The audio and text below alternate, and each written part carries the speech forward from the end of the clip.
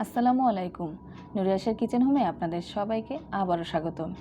আজ আমি আপনাদের জন্য এমন একটি রেসিপি তৈরি করে দেখাবো যা বাঙালিদের জন্য খুবই পছন্দের একটি খাবার। সেটা হচ্ছে চাল কুমড়ো পাতার লোনা শুটকির ভর্তা। এই রেসিপিটা গরম ভাতের সাথে খেতে খুবই সুস্বাদু। আমার এরকম আরও অসংখ্য মজাদার রেসিপি পেতে এখনই সাবস্ক্রাইব বাটনে ক্লিক করুন, যাতে নতুন কোনো রেসিপি আপলোড করার সাথে সাথেই আপনি দেখতে পান। তাহলে চলুন এই রেসিপিটা আমরা তৈরি করি। চাল কুমড়ো পাতা ভর্তার জন্য আমি একটি শিলপাটা নিয়ে নিয়েছি। এখন শিলপাটার মধ্যে আমি শুকনা মরিচগুলো বেটে নেব।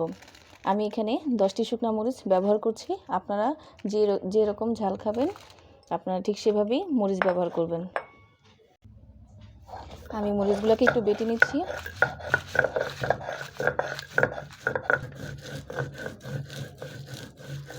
মরিচগুলো এভাবে আদা বাটা করে নেবেন, খুব বেশি মিহিনও করবেন না। আর মরিচ বাটার সময় অবশ্যই একটি চামচের সাহায্যে নেবেন, তাহলে যাদের হাত জ্বালাপোড়া করে তাদের আর হাত জ্বালাপোড়া করবে না। আমি এখানে একটি চামচ ব্যবহার করলাম। এখন আমি 2 টেবিল চামচের মতো পেঁয়াজ কুচি দিব। আমি পেঁয়াজ কুচিগুলো আদা বাটা করে নিব।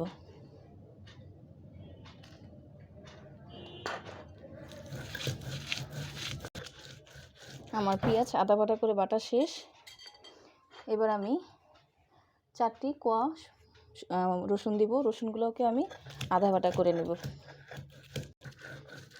আমার রসুন বাটা শেষ। এবার আমি ধনেপাতা দিয়ে দিচ্ছি।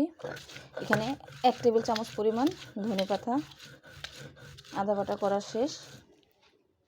এবার আমি এই যে এটা হলো ইলিশ মাছের শুটকি, লোনা শুটকি। আমি এই মাছটিকে একটা মাছকে আমি এক টুকরাকে অর্ধেক করে নিয়ে নিয়েছি, অর্ধেকটাকে আমি ধুয়ে পরিষ্কার করে নিয়েছি। আমি এখন এই মাছটিকেও বেটে ফেলব।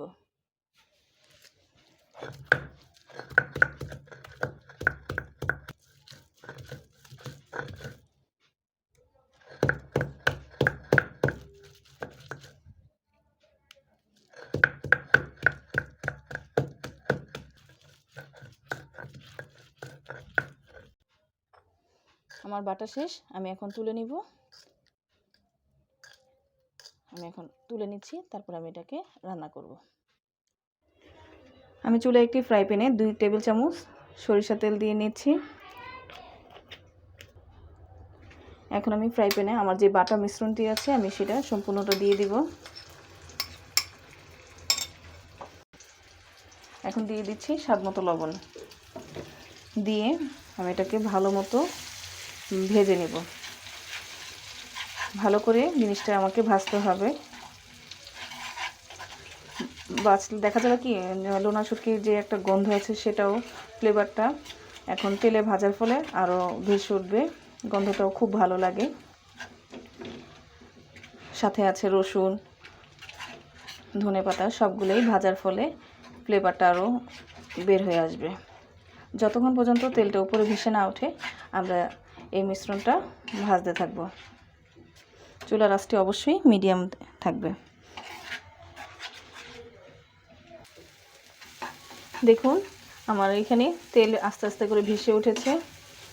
যখন এই মশলাটা দেয় যে এই যে এভাবে তেল ছেড়ে আসবে তখনই বুঝবো যে আমরা শুটকি মাছের তেল ছেড়ে এসেছে, যখন আমার এটা রান্না করা হয়ে গেছে।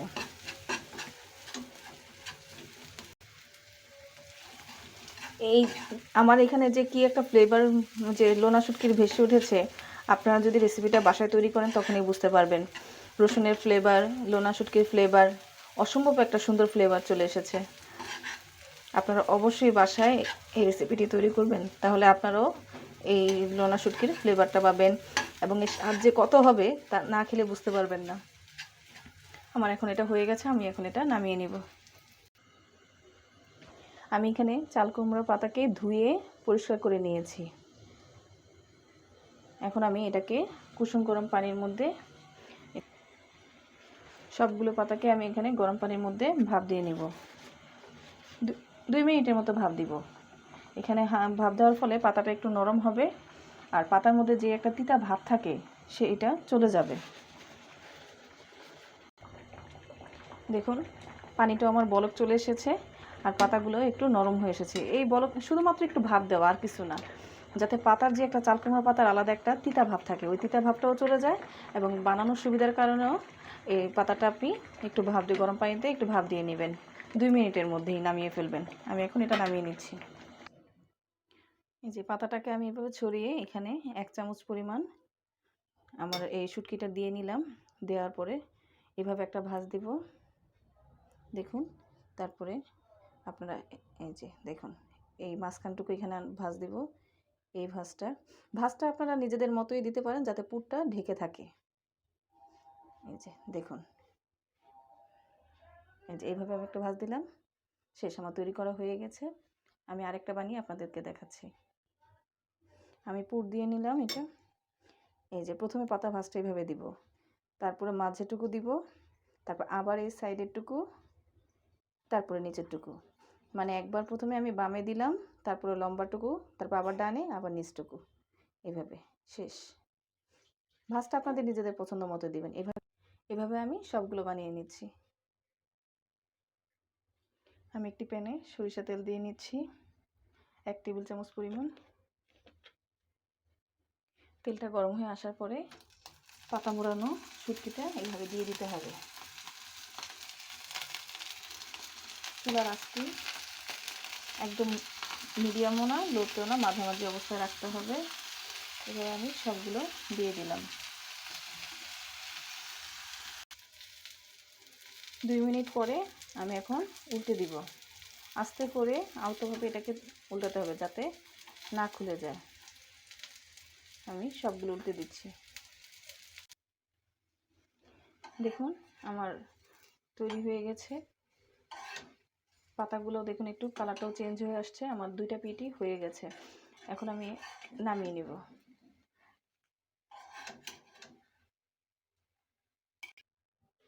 আমি সবগুলো নামিয়ে নিয়েছি। এখন আমি এটা পরিবেশন করব।